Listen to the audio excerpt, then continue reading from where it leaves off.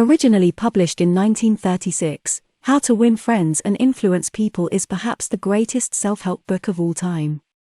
Written by Dale Carnegie, the book contains the most essential principles of social interaction and highly effective techniques of dealing with people. Since its first release, the book has sold over 15 million copies and is currently recognized as an all-time international bestseller. This proves the fact that Carnegie's principles are just as relevant today as they were 80 years ago. The book has served as a guide to many trying to navigate complex human relations in the business world, and it will surely teach you how to master the fine art of social interactions to maximize the quality of your personal and professional relationships. Without further ado, here are the main lessons and takeaways from Dale Carnegie's How to Win Friends and Influence People. People typically don't criticize themselves, regardless of how wrong they may be, so you shouldn't criticize them either. Criticism is dangerous because it puts people on the defensive, making them strive to justify themselves. It wounds a person's pride and sense of importance, arouses resentment, and only creates temporary change. So beware of criticizing someone, otherwise, instead of solving the problems, you'll only amplify it. People will get demoralized, feel compelled to justify themselves, and condemn you in return. Anyone can complain and criticize, but it takes a strong character to be understanding and forgiving. Instead of accusing and criticizing people, try to understand them. Ask yourself, why are they doing the things they do, and try to see things from their perspective. This will breed sympathy, tolerance, and kindness. So, try not to criticize, condemn, or complain. You will generally be in a much better position if you refrain from that. But sometimes you have no choice but to criticize in order to improve someone's work or correct their behavior. In such situations, remember that most people find it much easier to listen to negative feedback after they've received some praise and positive feedback. Always start with compliments and point out some good things about the person you're about to criticize.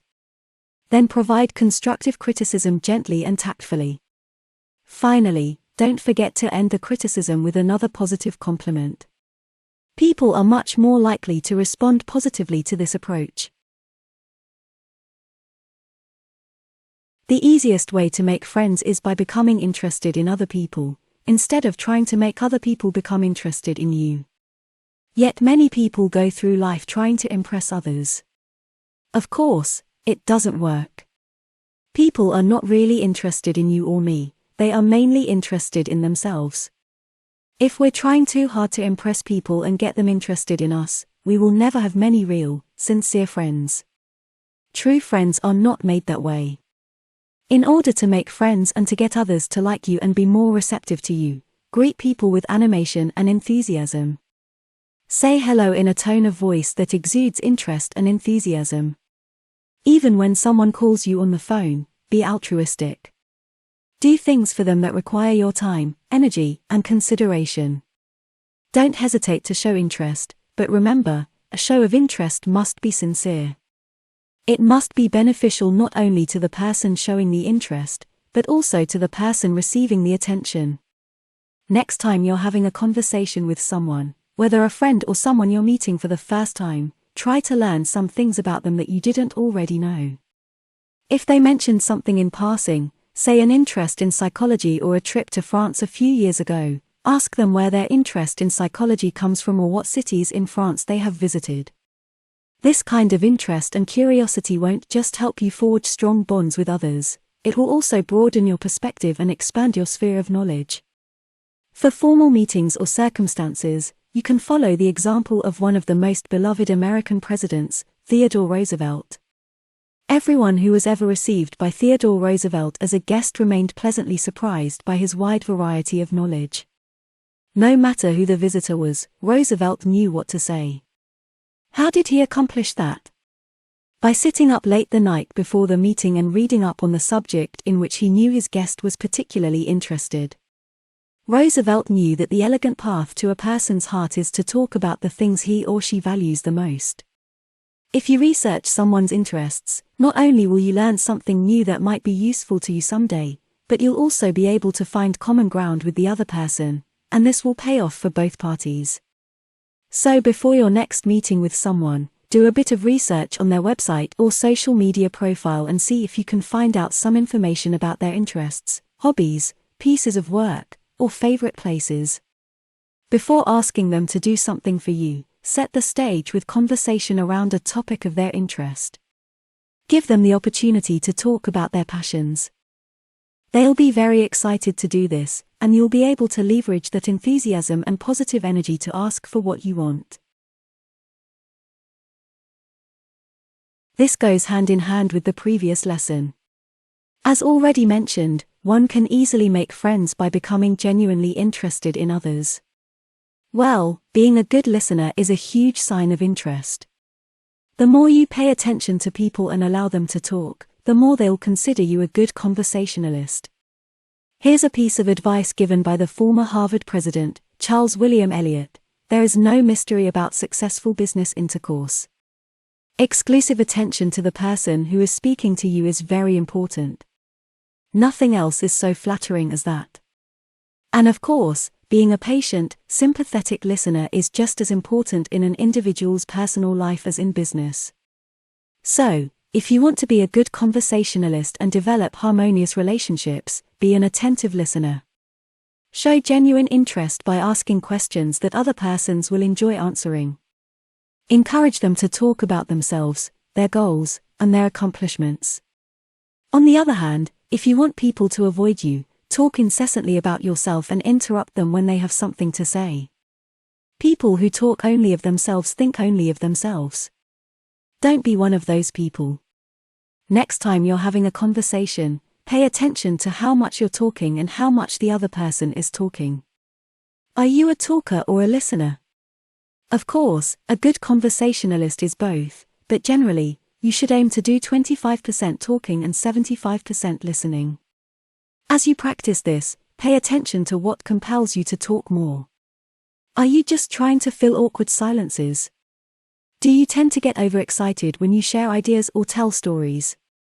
Well, try to find some balance and encourage the other person to do more of the sharing. This will pay off in the long run. When debating with others, don't begin by discussing the things on which you disagree, but by finding common ground and emphasizing the things on which you agree. Highlight the fact that you're both striving for the same purpose, but that the methods of achieving that purpose may differ. Get people to say yes right at the beginning, keep them from saying no. No responses are very difficult to overcome.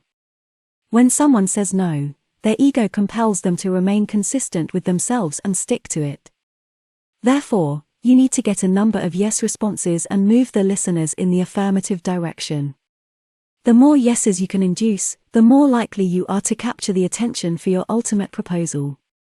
This strategy of getting a series of yeses to questions is commonly known as the Socratic method. The great philosopher Socrates used to ask questions to which the respondent would have to answer with yes. He kept on asking such questions until his opponents would find themselves embracing a conclusion they would have rejected a few minutes ago without even realizing it. So instead of telling people they are wrong, remember what Socrates did and ask a gentle question, one that will undoubtedly get a yes response. Next time you find yourself trying to persuade someone, get them to agree with you and say yes to at least 2 things before you each share your perspectives. You can do this by using tag questions such as, "The purpose of this meeting is to decide on the best way to promote the new product, correct?"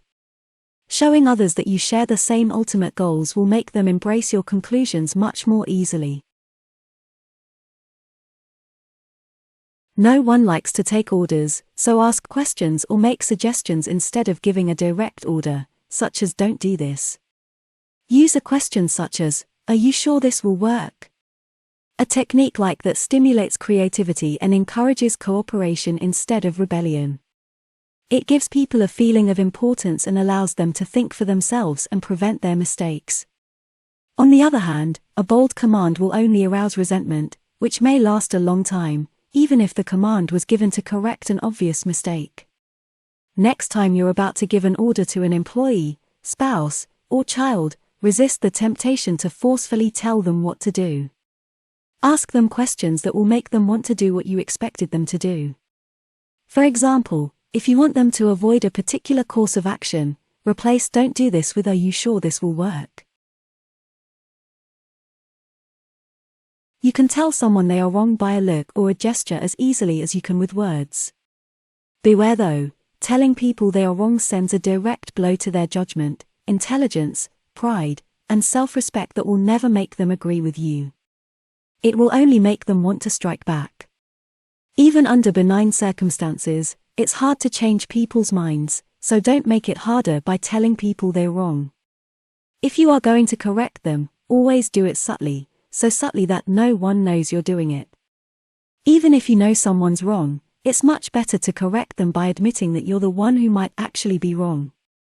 There's magic in such phrases as "look, I may be wrong, and if I am, I'd like to stand corrected." So, let's take a closer look at the facts. Nobody will ever object to such a phrase. You will never start an argument by admitting you might be wrong. Instead, you'll inspire your opposition to be just as fair and open-minded as you are. Few people are logical. Whether we like it or not, most of us tend to be prejudiced, biased, and suspicious when it comes to seeing things from a different point of view. When we are wrong, we might admit it to ourselves, and if we are handled gently with tact and diplomacy, we may admit it to others as well. But not if someone else is trying to push the unpleasant truth down our throat. So, if you want to get your point across, be tactful. Don't argue with your opponents, and don't tell them they are wrong. Use a little diplomacy. Next time you find yourself disagreeing or becoming frustrated with another person's point of view, stop yourself from telling them they're wrong. Instead of saying you're wrong, use questions that will help you see things from their perspective, such as "why do you think that?" or "why do you see it that way?" You could also ask the other person for permission to share your thoughts on the subject. This will make the other person listen to your perspective in a less critical manner. Anytime you're wrong, acknowledge your mistakes and admit them before your opponent gets the chance to do it. There is a very high probability that a kind, forgiving attitude will be taken, and your errors will be minimized. There is a certain degree of relief and satisfaction in admitting one's errors. It not only shatters any feeling of guilt and defensiveness but often helps fix the problem created by the error. When you are right, try to win people over gently and tactfully, and when you are wrong, admit it readily. It's easier and much more effective than trying to defend yourself. So, next time you find yourself being wrong, remember to be the first one who points it out. If you messed up on a work assignment, let your boss know about it by conveying the fact that you not only recognize your mistakes but also that you've thought about how to avoid making them again. You show your boss that you are honest, responsible, and diligent, and he is far more likely to dismiss the problem and continue to trust you. If you tell someone they are stupid or dumb at a certain thing, has no gift for it, and is doing it totally wrong, you will destroy almost every incentive for that person to change or improve. But if you encourage them and let them know that you trust their ability to do that particular thing or change for the better, they won't stop trying until they manage to excel. So, rather than telling someone their goal is out of reach or that they still have a lot to do to accomplish it, try to encourage small victories when possible. These smaller compliments can provide both guidance and inspiration. Encouraging and praising progress through various incentives or rewards can go a long way. Make them feel happy about doing the thing you suggest. People are more likely to cooperate or fulfill your requests if you can show them the benefits in doing so. Here's how you do this: don't be selfish. Don't think only of your own interests. Focus on the other person's interests too. Think about the benefits the other person should get from doing what you suggest. Make sure you match those benefits to the other person's needs and desires. When you make your request, put it in a way that will convey how it will benefit the other person. And last but not least, be honest. Do not promise anything you cannot deliver. If anything, it's always better to promise less and deliver more. So, anytime you're about to ask someone to do you a favor, buy your product, or make a donation to your favorite charity, pause first. Ask yourself why you want them to do it and why they would want to do it. Then, when making the request, make sure you mention the reasons why they would want to do it and what they can gain from doing it. Talk about their interests, not about yours. If you do this properly, you'll be almost guaranteed to receive a positive response. So, these have been the 9 most important lessons from Dale Carnegie's all-time bestseller, How to Win Friends and Influence People. How to Win Friends and Influence People provides all the tips you'll ever need to build strong and meaningful relationships. Although Carnegie's advice is generally targeted at business professionals, these principles can be applied by everyone in any type of social interaction. The next step is to apply these tips and techniques at every opportunity. With practice and persistence, you'll soon be able to implement these techniques with ease and master the art of human relations.